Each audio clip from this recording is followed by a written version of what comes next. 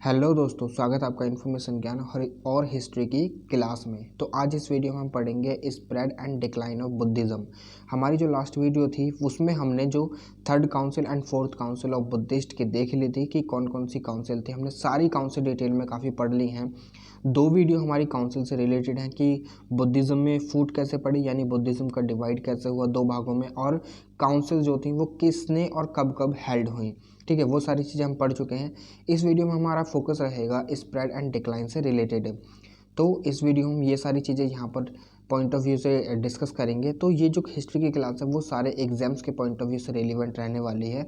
तो आप इसको ज़रूर देखिए और चैनल को ज़रूर सब्सक्राइब कीजिए और लाइक कीजिए वीडियो को। तो चलिए वीडियो को चालू करते हैं। मैं हूँ आपका दोस्त अरुण।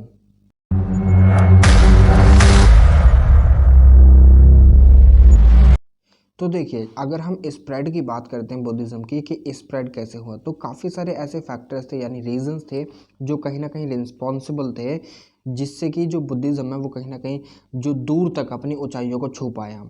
तो यहाँ पर मगधा जो था वो उसने कहीं ना कहीं जो मगध एम्पायर हुआ करता था, मगध जो हुआ करता था, यहाँ पर मौर्य जो थे उन्होंने भी रूल करा। और जब हमने मौर्य से पहले देखा था तो यहाँ पर 3 डायनेस्टीज जो थी उन्होंने भी काफ़ी अच्छा रोल करा था, जिन्होंने कहीं ना कहीं बुद्धिज़्म को काफ़ी फैलाया। तो उनमें से ही एक थे बिम्बिसारा जी। तो इस टाइम पर जब बुद्धा यहाँ पर थे तो वो कहीं ना कहीं बिम्बिसारा जी से भी मिले थे। ठीक है, और बिम्बिसारा जी को इन्होंने बुद्धिज़्म में कन्वर्ट करा लिया था। आगे चलकर जो है यहाँ पर अशोका भी आते हैं। ठीक है, तो वही मगध एम्पायर मौर्यन एम्पायर में कन्वर्ट होता है। मगध एम्पायर में यहाँ पर इस समय पर जब बिम्बिसारा जी थे वो हरियंका डायनेस्टी से बिलोंग करा करते थे। उसके बाद आई थी हमारी शिशुनागा डायनेस्टी, उसके बाद आई थी हमारी नंद डायनेस्टी। तो ये सारे रूलर यहाँ पर रहे। ठीक है, आगे क्या होता है कि जो बुद्धिज़्म में जो है ना कहीं बुद्धा ने सबसे ज़्यादा जो प्रीच करा था ना वो यहीं पर करा था। ठीक है, मतलब सबसे ज़्यादा यानी प्रीचिंग जो दी थी वो यहीं पर दी थी, और यहाँ पर अपना जो संघा था वो भी इस्टेब्लिश करा था। ऐसा तो बुद्धिज़्म में ये भी था कि जो संघा था ना वो बुद्धिज़्म का हर एक सिटी में पाया जाता था। ठीक है, यहाँ पर क्या होता है कि बिम्बिसारा ने रिक्वेस्ट करा था बुद्धा से कि वो जो है ना चंदा से जाकर मीट करें या चंदा से जाकर बातचीत करें, बट बुद्धा ने कहा था कि मैं अपने जो शिष्य है आनंदा उसको भेज दूंगा और वो जाकर चंदा यानी उनसे मिल लेगा। आप ये बताइए मुझे कमेंट बॉक्स में कमेंट करके कि जो चंदा था वो किस महाजनपदा का राजा हुआ करता था। ठीक है, अब आगे जब ये चंदा से मिलते हैं, चंदा से नहीं मिल पाते तो चंदा जो है ना कहीं गुस्सा हो जाता है, और इसी वजह से जो ना चंदा जो है वो बुद्धिज़्म में कन्वर्ट नहीं होता और वो जैनिज़्म को फॉलो करने लग जाते हैं। तो आगे चलकर क्या होता है कि तकरीबन 8,000 फॉलोवर्स ऐसे थे जो मगधा से निकले थे जिन्होंने बुद्धिज़्म को ज्वाइन करा था। अब बात करते हैं कौशल महाजनपदा की, मगर उससे पहले देखिए बुद्धा ने साफ साफ मना कर दिया था कि कुछ ऐसे पर्सन हैं, कुछ ऐसी पर्सनैलिटीज़ हैं जो कभी भी बुद्धिज़्म को ज्वाइन नहीं कर सकते, जैसे कि prostitute, young mothers, slaves and soldiers and money borrowers. वो क्यों?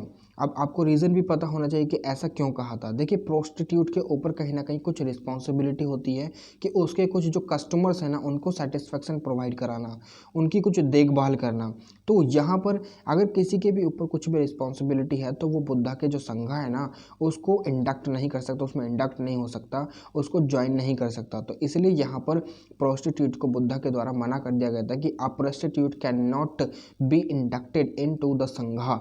ठीक है, वहीं पर यंग मदर के ऊपर रिस्पॉन्सिबिलिटी कि वो अपना जो बच्चा है ना, अपना जो शिशु, नवजात शिशु या कोई भी है 0 से 6 महीने के बीच में जो भी होते हैं, तो उनके ऊपर जो है रिस्पॉन्सिबिलिटी होती है कि उनको अपने बच्चों का ध्यान रखना है।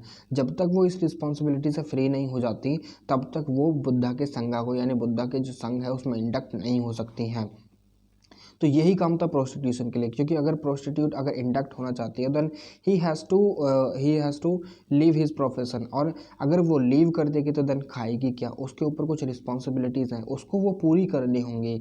ठीक है, इसलिए मैंने आपको बताया था कि जो आम्रपाली जब बुद्धा से मिली थी इन बिटवीन वैशाली में, तो क्या हुआ था कि आम्रपाली चाहती थी कि मैं आपके साथ चलूँ, मगर आम्रपाली के जो काफ़ी सारे जो कस्टमर्स थे जो उसका मुजरा वगैरह ब्रोथल में देख देखने के लिए खड़े थे, तो वहाँ पर वो उसका वेट कर रहे थे। तो यहाँ पर प्रोस्टिट्यूट जो आम्रपाली थी, इसके ऊपर कुछ रिस्पॉन्सिबिलिटी अपने कस्टमर्स की, तो इसीलिए यहाँ पर आम्रपाली को बुद्धा के द्वारा अपने संगा में अपने साथ लेकर नहीं जाया गया, ठीक है। और ऐसे ही यहाँ पर बुद्धा कहते हैं कि एक जो स्लेव है वो भी जो बुद्धा का संगा है उसको इंडक्ट नहीं कर सकता, उसमें इंडक्ट नहीं हो सकता। वो किस लिए? क्योंकि स्लेव्स के ऊपर भी कुछ रिस्पॉन्सिबिलिटी है कि वो अपने मालिक की देखरेख करे, जिसके लिए उसके मालिक ने उसको लिया है और या ख़रीदा है या बेचा, जो भी है, ठीक है, जिस वजह से वो स्लेव बना है। तो ये सारी रिस्पॉन्सिबिलिटी स्लेव के ऊपर भी आ जाती हैं। तो एक स्लेव कब बुद्धा के संगा को इंडक्ट कर सकता है? वो तब जब उसका जो मालिक है वो उसे फ्री कर दे और ईजिली फिर स्लेव जो है ना फिर बुद्धिज़्म को एक्सेप्ट कर सकता है। वहीं पर सोल्जर्स के ऊपर दारोमदार होता है कि वो जो उनकी टेरिटरी को जो प्रोटेक्ट करने के लिए जिस कारण से वो इंडक्ट हुए हैं उसमें, तो उस चीज़ को वो पूरा करें।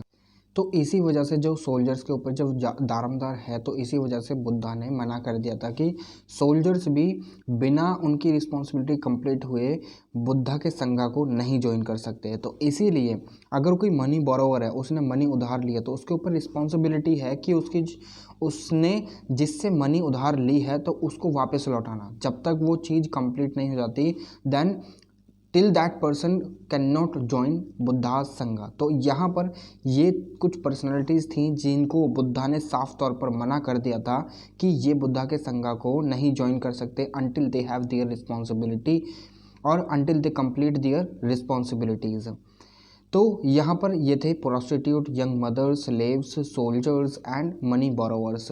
आगे चलते हैं, अब आगे बात करते हैं कोसला की। तो कोसला एक महाजनपदा हुआ करता था जहाँ पर जिसका राजा हुआ करता था प्रसन्नजीत, ठीक है। अब प्रसन्नजीत को भी बुद्धा कन्वर्ट करवा लेते हैं जब ये उससे मिलते हैं प्रसन्नजीत से, तो कहीं ना कहीं जो प्रसन्नजीत है वो भी बुद्धिज़्म में कन्वर्ट हो जाता है, ठीक है। अब यहाँ पर जो सरवस्ती, साकेत, अयोध्या में भी बुद्धा ने सरमन्स दिए थे अपनी, यानी टीचिंग्स दी थी। और यहाँ पर तकरीबन 4600 कुछ ऐसे प्राणी थे, व्यक्ति थे जिन्होंने बुद्धा के संगा को ज्वाइन कर लिया था। अब चलते हैं आगे। अब यहाँ पर अगला जो स्थान आता है वो आता है हमारा कपिलवस्तु। कपिलवस्तु में जब जाते हैं बुद्धा, यानी बुद्धा का जहाँ जन्म हुआ था वो कपिलवस्तु ही था, तो यहाँ पर वो अपनी माता यानी अपनी जो फोस्टर मदर थी उनसे मिलते हैं, यानी गौतमी से मिलते हैं, ठीक है। यहाँ पर इनको टाइटल भी दिए जाते हैं शाक्य मुनि एंड गौतमी पुत्रा। वो क्यों? क्योंकि जो गौतमी होती हैं वो फर्स्ट ऐसी वुमेन बनती हैं जो संघा को ज्वाइन करती हैं, ठीक है। तो यहाँ पर ये सारी चीज़ें हुई। अब वैशाली, देखिए ये सारा मैं आपको स्प्रेड ही बता रहा हूँ कि कैसे कैसे जब उन्होंने प्रीचिंग दी थी तो कहीं ना कहीं जो लोग थे, यानी व्यक्ति थे, यानी पीपल थे, वो उनके संगा में इंडक्ट होने लग गए थे। अब यहाँ पर वैशाली में कहीं ना कहीं उन्होंने सबसे ज़्यादा टीचिंग दी है, यानी सबसे ज़्यादा यहाँ पर लोगों को पढ़ाया तकरीबन 21 साल तक, ठीक है। अब यहाँ पर जब वो आगे चलते हैं तो आगे वो चेटका से भी मिलते हैं। अब मुझे आप ये भी बताइए कि चेटका कौन से महाजनपदा से बिलोंग करता था, ठीक है। अब उसको भी वो बुद्धिज़्म में कन्वर्ट करा लेते हैं और फिर वो आम्रपाली से भी मिलते हैं लास्ट में, जो मैंने आपको स्टोरी पूरी की पूरी सुना रखी है। अगर आपने वो वीडियो नहीं देखी then go to the playlist and watch that particular video. अब चलते हैं आगे। Malla is the only place where Mahavira and Buddha दोनों ही को यहाँ पर क्रीमेट करा गया था। उनकी जो अस्थियां हैं उनको भी फिर बरीड कर दिया गया था। तो यहाँ पर भी उन्होंने बुद्धा जो थे यहाँ पर इन्होंने महापरिनिर्वाणा को प्राप्त करा था एट कुशीनगर, ठीक है। देखिए कपिलवस्तु भी यह इन्हीं की एक राजधानी हुआ करती थी और कुशीनगर भी, ठीक है, मल्ला की ही राजधानी हुआ करती थी। पावापुर एक सिटी हुआ करती थी, एक तरीके से कहते नहीं है एक प्रिंसिपैलिटी वैसे, ठीक है। जो मल्ला की राजधानी थी वो कौन कौन सी हुआ करती थी आप मुझे बताइए, ठीक है। एक तो यहाँ पर है कपिलवस्तु और दूसरी क्या हुआ करती थी वो आप मुझे कमेंट बॉक्स में कमेंट कर बताइए, ठीक है। अब इनके साथ साथ कुछ ऐसे और भी रीजंस थे जहाँ पर कहीं ना कहीं जिन्होंने बुद्धिज़्म को फैलने में, यानी बुद्धिज़्म के स्प्रेड में कहीं ना कहीं मदद करी। और वो क्या था कि देखिए बुद्धिज़्म एक तरीके से सिंप्लिसिटी थी, यहाँ पर बॉडी को अपने को एकदम प्रोटेक्ट कर कर रखा गया था। वहीं पर जैनिज़्म में क्या था कि जैनिज़्म में कहा गया था कि जो आजीविका है ना वो तो भाई वेस्ट है, ठीक है, और जो जीविका है वो है महत्वपूर्ण। आजीविका को आप कुछ भी कर लो मगर जीविका तो वैसे ही रहनी है। तो यहाँ पर बुद्धा ने जो है ना आजीविका और जीविका दोनों पर ही फोकस करा था, इसीलिए कहीं ना कहीं जो बुद्धिज़्म था उसमें सिंप्लिसिटी बहुत ज़्यादा थी और रिलीवेंस बहुत ज़्यादा था, ठीक है। बुद्धा के द्वारा जो टीचिंग्स दी गई थी, कुछ चीज़ें पढ़ाई गई थी, तो वो कहीं ना कहीं जो लोगों को अपनी तरफ अट्रैक्ट करती थी। अब बुद्धा की कुछ पर्सनैलिटी भी ऐसी थी, 6-6.5 फुट की पर्सनैलिटी, को खूब हट्टे खट्टे थे बुद्धा, तो कहीं ना कहीं उनकी जो पर्सनैलिटी थी वो भी मैग्नेटिक पर्सनैलिटी थी, ठीक है। और जब उन्होंने निर्वाणा अटेंड करा था, यानी कैवल्य अटेंड करा था, निर्वाणा कह दीजिए, कैवल्य कह दीजिए और मोक्ष कह दीजिए, ठीक है, जब यहाँ पर ये अटेंड करा था तो उसके बाद क्या हुआ था पता है, उनके जो ना एक पॉजिटिव हो रहा उनके पीछे हो गया था। जैसे कि क्या मैंने आपको बताया नहीं था स्टोरी में, जब मैंने आपको स्टोरी बताई थी, जब उन्होंने निर्वाणा प्राप्त करा था तो उनके जो सिर के पीछे ऐसे पॉजिटिव ऑरा क्रिएट नहीं होता जिससे प्रति जो पीपल होते हैं उसके प्रति अट्रैक्ट होते हैं फिर। तो यहाँ पर यही चीज़ें काफ़ी ज़्यादा चार्मिंग थी, चार्मिंग पर्सनैलिटी हुआ करती थी बुद्धा की, तो वो एज एक मैग्नेटिक पर्सनैलिटी की तरह भी काम करा करती थी। तो यहाँ पर जो मैग्नेटिक पर्सनैलिटी थी बुद्धा की वो भी कहीं ना कहीं उनके स्प्रेड में, बुद्धिज़्म के स्प्रेड में कारगर साबित हुई थी, ठीक है।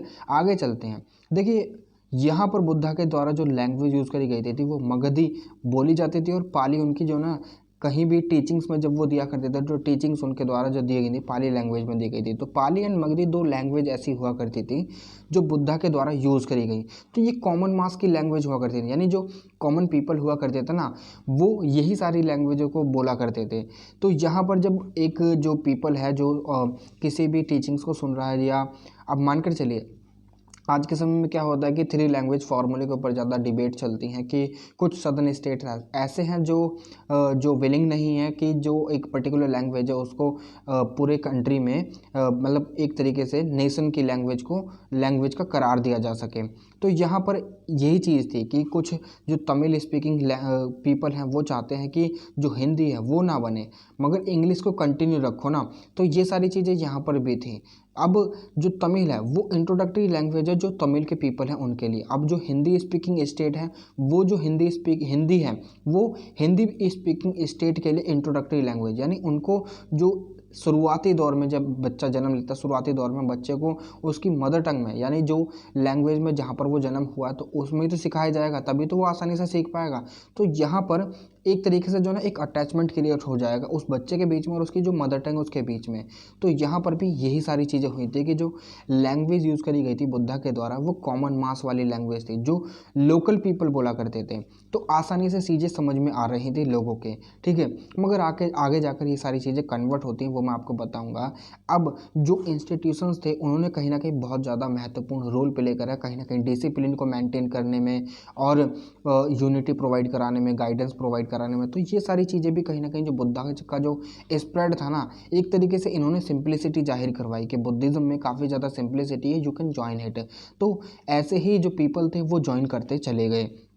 मगर दूसरी चीज़ ये भी है, जब मैंने आपको रीजंस बताए थे कि जो दो हेटेरोडॉक्स सेक्ट और हम कह सकते हैं इन्हें एक वो बोलते हैं शर्मानिक ट्रेडिशन जो उभर कर आया था वो इसीलिए आया था कहीं ना कहीं ब्राह्मणिकल सुपरमेसी हुआ करती थी। अब उस चीज़ से जो ना पीपल जो ना बहुत ज़्यादा दुखी थे क्योंकि वहाँ पर जो रिचुअल्स थे वो कहीं ना कहीं एक तरीके से बहुत ज़्यादा, जो मैं आपको एक एग्जाम्पल देकर समझाता हूँ यहाँ पर, क्योंकि यहाँ पर आपको एग्जाम्पल से ही समझ में आएगा। आज के समय में आपने देखा होगा कि जो लोग बाग हैं यानी पीपल हैं वो आसानी से अपने आप को बुद्ध यानी गॉड से कनेक्ट कर लेते हैं ईजीली, मगर वहीं पर जो वैदिक पीरियड हुआ करता था, लेटर वैदिक पीरियड हुआ करता था, वहाँ पर गॉड से कनेक्ट करने के लिए पहले एक प्रीस्ट हुआ करता था। जस्ट सपोज यहाँ पर मैं एक एग्जांपल लूँ, यहाँ पर एक मैन है, उसे जो है ना गॉड से कनेक्ट होना, गॉड की पूजा करनी है, तो उसे पहले जो है ना प्रीस्ट को इन्वाइट करना होगा, then he has to pray for the god. मतलब यहाँ पर जो प्रीस्ट हुआ करते थे, ब्राह्मण्स हुआ करते थे, एक तरीके से मीडिएटर का काम करा करते थे। मगर वहीं पर इस चीज़ को लेकर जो है ना सारे लोग जितने भी थे तो वो कहीं ना कहीं परेशान रहते थे, वो इस चीज़ से बिल्कुल भी खुश नहीं थे, क्योंकि यहाँ पर जो मीडिएटर का रोल करा करते थे ब्राह्मण्स, वो कहीं ना कहीं हैफ्टी जो ब्राइब है ना, एक तरीके से ब्राइब कह लीजिए और जो फीस ले कह लीजिए, वो बहुत ज़्यादा चार्ज करा करते थे, इस चीज़ से ही परेशान थे।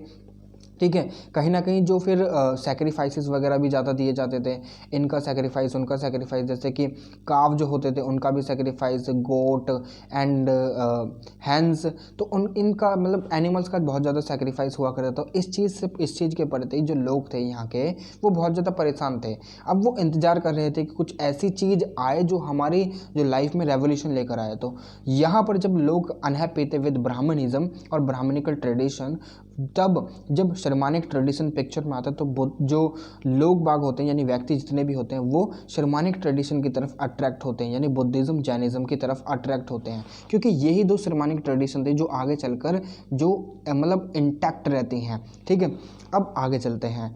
अब आगे चल के हमने देखा कि कुछ ऐसे भी, देखिए किसी भी रिलीजन को अगर हमें फैलाना है तो वहाँ पर पैट्रोनेज बहुत ज़्यादा ज़रूरी हो जाता है। अब यहाँ पर इस रिलीजन को स्प्रेड करने के लिए कहीं ना कहीं जो रूलर्स थे, रॉयल जो सपोर्ट मिली है ना बुद्धिज़्म को, वो कहीं ना कहीं एक तरीके से कारगर साबित हुई बुद्धिज़्म को स्प्रेड करने में। तो यहाँ पर अजातशत्रु जैसे रूलर, कालशोका, अशोका, कनिष्का जैसे जो रूलर हुआ करते थे, उन्होंने कहीं ना कहीं बुद्धिज़्म की जो टीचिंग्स है ना उनको कहीं ना कहीं बाहर भी फैलाया है और पूरी कंट्री में भी फैलाया है। तो एक तरीके से यहाँ पर ये बहुत कारगर साबित हुई।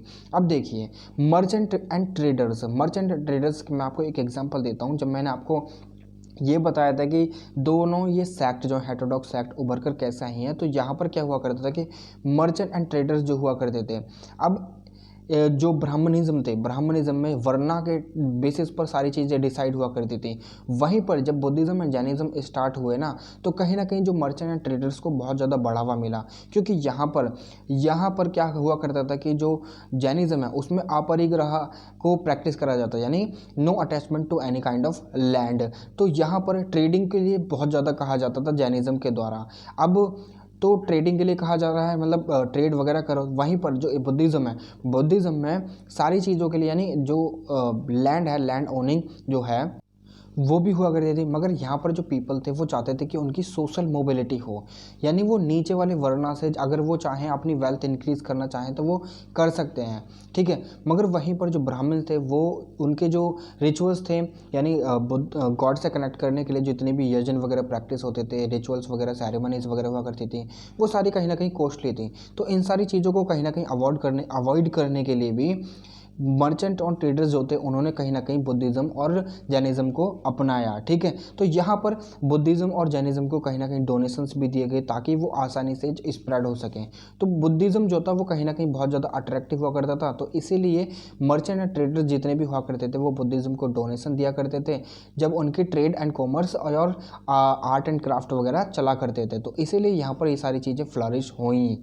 ठीक है, समझ में आया आपको? अगर नहीं आया तो दोबारा वीडियो आप देख सकते हैं रिपीट कर यहाँ पर आप देखते हैं कि जो बुद्धिस्ट मोंक हुआ करते थे कहीं ना कहीं उनको जो ना फिर जो बाहर की कंट्रीज़ हैं वहाँ से भी इनविटेशन आया और वहाँ से भी काफ़ी सारे जो पीपल थे यानी वहाँ के जो रूलर हुआ करते थे तो उन्होंने जो है ना अपने यहाँ से अम्बेसडर भेजे हमारी कंट्री में यानी इंडिया में, ताकि वो बुद्धिस्ट की जो टीचिंग है उनको कहीं ना कहीं अपनी कंट्री में लेकर आ सकें। जैसे कि यहाँ पर जो चाइनीज़ रूलर थे हुआ करते थे तो इन्होंने भी कहीं ना कहीं अपने अम्बेसडर्स को इंडिया में भेजा ताकि वो बुद्धिस्ट मोंक को अपने साथ लेकर आ सकें। तो यहाँ पर काफ़ी सारे बुद्धिस्ट मोंक ऐसे भी थे जो वहाँ पर गए और उन्होंने जो बुद्धा की टीचिंग्स थी उनको वहाँ पर प्रीच करा, जैसे कि धर्मरक्षित और कश्यप, मांतंगा और कुमार जीवा एंड धर्मदेवा। ठीक है, तो ये सारे मोंक्स हुआ करते थे जो कहीं ना कहीं चाइना में गए और वहाँ पर अपना जो परचम है वो लहरा दिया, यानी बुद्धा का जो परचम है वो लहरा दिया। और वहीं से जो बुद्धिज़्म है वो कहीं ना कहीं कोरिया और जापान में भी ट्रांसफ़र हो चुका था। ठीक है, ये सारे जो मोंक हुआ करते थे कहीं ना कहीं एक तरीके से बोधिसत्व का काम करा था इन्होंने, क्योंकि वहाँ पर जाकर इन्होंने जो है ना बुद्धा की जो टीचिंग थी वो सारी जो टीचिंग्स हैं वहाँ पर पढ़ाई। अब इसी के संदर्भ में कुछ जो ट्रैवलर्स हैं वो इंडिया में भी आते हैं, ताकि जो बुद्धा की बुक्स हैं ना उनको वो लेकर जा सकें, उनके जो कुछ कॉपीज़ वगैरह हैं वो अपने साथ लेकर जा सकें, ताकि जो जो टीचिंग्स है ना, उनका जो बेसिक नॉलेज है, उनकी जो एक तरीके से कोर चीज़ें हैं वो उनको समझ में आ सके और उस चीज़ को वहाँ पर जाकर प्रीच कर सकें। तो ऐसे वो रूलर यानी ऐसे वो ट्रैवलर थे फाहिन, जो 5th सेंचुरी AD में जो इंडिया में विज़िट करा था इन्होंने, और वानसेंग, ठीक है। तो ये दोनों जो ट्रैवलर्स थे वो कहीं ना कहीं इसी संदर्भ के रिगार्डिंग आए थे। अब बात करते हैं हम डिक्लाइन ऑफ बुद्धिज़्म, क्योंकि स्प्रेड तो हमने देख लिया, स्प्रेड के काफ़ी सारे रीज़न थे कि जो बुद्धिज़्म था वो किस लिए स्प्रेड हुआ। देखिए जैनिज़्म के मुकाबले अगर देखा जाए ना तो बुद्धिज़्म बहुत ज़्यादा अपीलिंग था। वो क्यों? क्योंकि जैनिज़्म में न्यूडिटी प्रैक्टिस करी जाती थी, इसलिए वो कहीं ना कहीं अपीलिंग ज़्यादा नहीं था। मगर बुद्धिज़्म में वहीं पर ये सारी चीज़ें कहीं ना कहीं अलग थी, और यहाँ पर येलो एंड रेड रोब पहनी गई थी, ठीक है। अब आप मुझे ये बताइए, मैंने आपको महायाना हीनायाना पढ़ा रखा है, ठीक है। अब मुझे ये बताइए कि रेड रोब किसने पहनी थी और येलो रोब किसने पहनी थी, ठीक है। मुझे कमेंट बॉक्स में कमेंट कर ज़रूर बताइए, ठीक है। अब देख लेते हैं हम डिक्लाइन ऑफ बुद्धिज़्म। देखिए 4th सेंचुरी AD के लगभग जो बुद्धिज़्म का जो ट्रेडिशन था कहीं ना कहीं डिक्लाइन की तरफ जा चुका था। वो क्यों? क्योंकि यहाँ पर जो है ना जो फेथ था, जो लोगों के अंदर जो भावना थी, इमोशंस थे बुद्धिज़्म के प्रति, और जो एक फेथ था वो कहीं ना कहीं अब धीरे धीरे घटता जा रहा था। पॉपुलेशन भी इतनी जो है ना वो अब जो बुद्धिज़्म का फेथ था, बुद्धिज़्म में जो भी टीचिंग्स पढ़ाई जाती थी वहाँ पर डिक्लाइन हो रही थी चीज़ें, ठीक है। अब लोग क्या करते थे कि बुद्धिज़्म को ज़्यादा तवज्जो नहीं दिया करते थे, इसीलिए कहीं ना कहीं जो बुद्धिज़्म है वो जहाँ पर इसका ओरिजिन हुआ था वहाँ से वो विलुप्त हो चुका था और वो वहाँ से गायब हो चुका था। अब आगे चलकर कुछ और ऐसे रीजंस भी होते हैं जो कहीं ना कहीं बहुत ज़्यादा कंट्रीब्यूट करते हैं बुद्धिज़्म के डिक्लाइन में। जैसे कि जो पहला था वो तो कॉम्प्लेक्सिटीज़ इन बुद्धिज़्म। अब देखिए कॉम्प्लेक्सिटीज़ कैसे? क्योंकि कहीं ना कहीं क्या हुआ था कि जो महायाना बुद्धिस्ट हुआ करते थे वो बुद्धा को एज अ गॉड के रूप में मानते थे, ठीक है। वहीं पर जो हीनयाना बुद्धिस्ट हुआ करते थे, हीनयाना ने ये कहा था कि हम निकेयाज हैं, ठीक है। हम द ओरिजिनल है, हम जो ना ऑर्थोडॉक्स हैं, हम जो बुद्धा के जो डिसाइपल हुआ करते थे, right hand and left hand Ananda and Upali, तो उनके द्वारा कुछ बुक्स लिखी गई थी जिनका नाम था सुत्त पीठिका एंड विनय पीठिका। उन्होंने हीनयाना जो बुद्धिज्म थे उन्होंने कहा था कि हम सुत्त पीठिका एंड विनय पीठिका को ही फॉलो करेंगे, ना कि अभिधम्मा पीठिका को, ठीक है। तो ये सारी चीज़ें यहाँ पर कही गई थी। तो इसीलिए एक तरीके से कॉम्प्लेक्सिटी क्रिएट हो गई थी जिसमें जो लोग थे वो फंस कर रह गए, यानी पीपल फंस कर रह गए। अब उन्हें ये समझ में नहीं आया कि हम बुद्धा को एज अ लीडर माने या फिर माने एज अ गॉड, ठीक है। अब देखिए ये चीज़ तो आपको समझ में आ गई। अब यहाँ पर अगर हम बात करें संस्कृत की, ठीक है।